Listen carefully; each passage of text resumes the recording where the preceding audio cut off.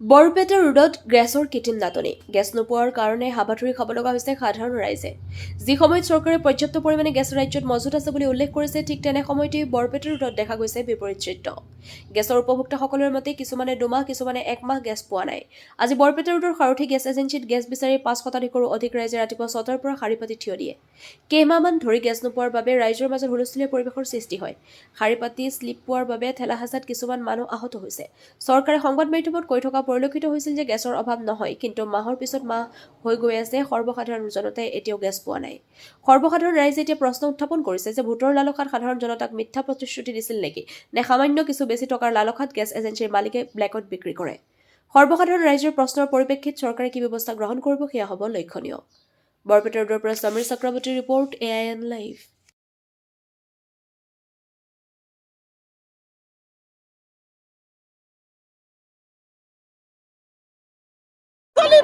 আমাৰ ভাৰতবৰ্ষত সকলো মানুহৰ একভাৱে দেখিব লাগিব সিহঁতে দুৰ্নীতি কৰি কাৰণে এলেকা কৰি আছে বিক্ৰী কৰি আছে সিহঁতৰ দুৰ্নীতি পইচা একটা সিলিণ্ডাৰ 2000 লয় 2500 টকা লয় সিহঁতে দুৰ্নীতি কৰি এলেকা কৰি আছে এই 2000 কৰি বিক্ৰী কৰি আছে 2000 এজেন্সিৰ নাম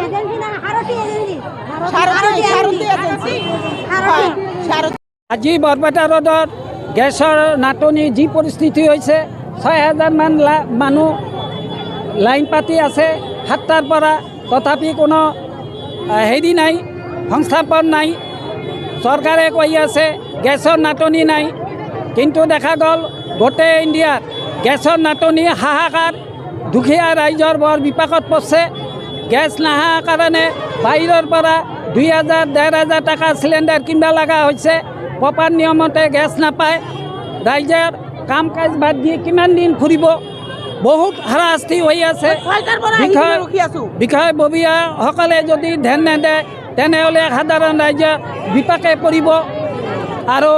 এইখিনিয়ে চৰকাৰৰ ওপৰত অনুৰোধ তেওঁ যাতে হলকান্তে যিখিনি লগা হয় গেছ সেইখিনি যাতে যোগান ধৰে এইখিনিয়ে আমি ৰাইজৰ হৈ কথাখিনি ক'লোঁ এইখিনিয়ে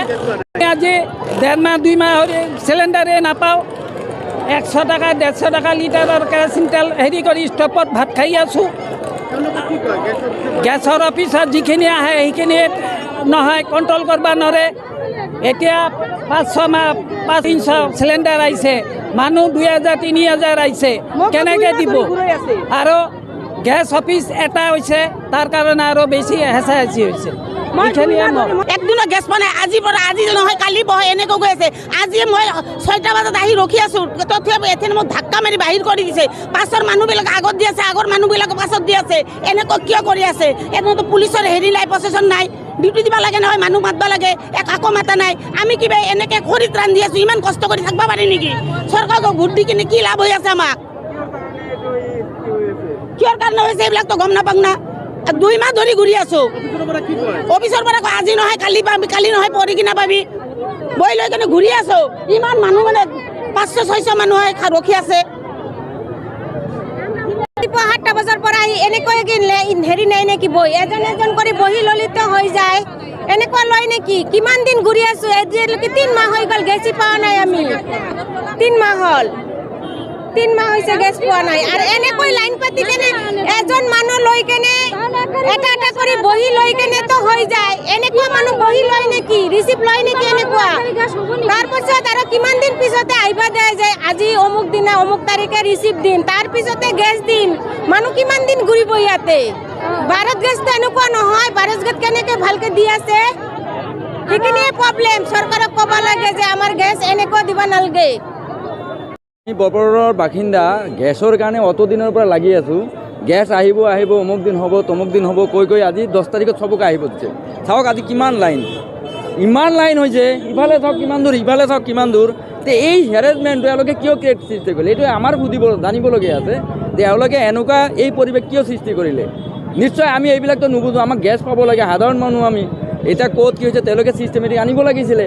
আজি চবকে 10 তাৰিখে আহিব দিছে তে মানুহ কিমান হেৰেছমেণ্ট কৰিছে মানুহ কাম বন বাদ দি চব এইটোতো লাগি আছে এতিয়া যে আজি যে পাব কোনোবাই গ্যাস পাব তারও কোনো কি গ্যারান্টি আছে? তেনেকুৱা মোক 10 তাৰিখত আহিব দিছে। মই আজি ক'ত লাইনত থিয় হ'ম? লাইনত থিয় হোৱাৰ পৰিৱেশ আছে জানো? চাওক আপোনালোকে, ইফালে চাওক নাই, ইফালে নাই, তেনে মই গেছটো কি কৰিম? দিনটো মই বন্ধাবৰ ইয়াতে থাকিব, কাম বন বাৰী এৰিব লাগিব। এই চিষ্টেম এওঁলোকে কিয় কৰিলে? নিশ্চয় এওঁলোকে ৰাইজক এনেকৈ পানিছমেণ্ট দিয়াৰ অধিকাৰ এওঁলোকৰ নিশ্চয় নাই। তেওঁলোকে এটা কৰিব পাৰিলে আজি 500 দিম বা 300 দিম, তেনেকুৱা এটা চিষ্টেমত আনিব লাগিছিলে। তো মই ভাবোঁ কৰ্তৃপক্ষক অনুৰোধ জনাইছোঁ, যিমান পাৰে সোনকালে তেওঁলোকে এই ব্যৱস্থাটো কৰি দিব। মানুহক সহজ সৰল মানুহে যাতে ইমান কষ্ট কৰিব নালাগে, ইমান যাতে লাগি থাকিব নালাগে। পৰ্যাপ্ত পৰিমাণে সুবিধা পানী আমাৰ কাৰণে হৈ যায়। আমি সাধাৰণ মানুহ, আমি জাষ্ট পৰ্যাপ্ত পৰিমাণৰ যিখিনি প্ৰয়োজন সেইখিনি আমি বিচাৰোঁ। হেৰেছমেণ্ট কি হৈছে কি নহৈছে এইবিলাক আমি নিবিচাৰোঁ। এই বিষয়ে মই ক'ব নাযাওঁ। আমি সাধাৰণ মানুহ, আমি গেছ তেওঁলোকে বিপদে চালিত হৈছে না কাবাক দিছে কি কৰিছে না 2 নম্বৰী কৰিছে এইবিলাক আমি ক'ব নাযাওঁ। আমাৰ কথা হ'ল আমি গেছ পাব লাগে। আমি সাধাৰণ মানুহ, আমি সহজতে গেছটো পাব লাগে। আমি অতদিনে লাগি আছোঁ, আজি DAC নাম্বাৰ পাব লাগে, বহি জমা দিব লাগিব, আকৌ কেইদিন ৱেইট কৰিব লাগিব। এই চিষ্টেমটো তেওঁলোকে অলপ খৰকটীয়া কৰিব লাগে, যাতে সোনকালে আমি গেছটো সহজলভ্য হয় আমাৰ কাৰণে। সেইখিনি আমি নাজানো, তেওঁলোকে সেইখিনি আমাক প্ৰকাশ কৰা নাই। গতিকে তেওঁলোকে আমি যিমানখিনি যিমান কাষ্টমাৰ ইয়াতে ভিৰ হৈছে, মই বিচাৰোঁ যে এটা প্ৰচেছ কৰক যে মহিলাহঁতৰ কাৰণে এইখিনি, পুৰুষ কাৰণে এইখিনি, নহ'লে ইমান হেৰেছমেণ্ট পাইছে। আপোনালোকে চাওক না কিমান পৰিৱেশ কি সৃষ্টি কৰিছে। এতিয়া প্ৰশাসনৰ ফালৰ পৰা যদি দায়িত্ব এটা লয় যে নহয় অলপ সহজলভ্য কৰি দিব পাৰোঁ নেকি, সহজতে গেছটো দিব পৰা ব্যৱস্থা কৰিব পাৰি নেকি। এইকাৰণে মই কৰ্তৃপক্ষকো অনুৰোধ জনাইছোঁ যে আহক, আপোনালোকে আহি পেলাই আমাক এটা সহজতে গেছটো পোৱাৰ ৰাস্তা কৰি দিয়ক। এইখিনি যাতে জনসাধাৰণ হৈছে, বৰপেটাৰ বাসিন্দা হৈছে, আমি ইমান হেৰেছমেণ্ট খাব নিবিচাৰোঁ। বহুত লাগি আছোঁ। ধন্যবাদ। যিকোনো খবৰৰ বিজ্ঞাপনৰ বাবে যোগাযোগ কৰক 7896121996।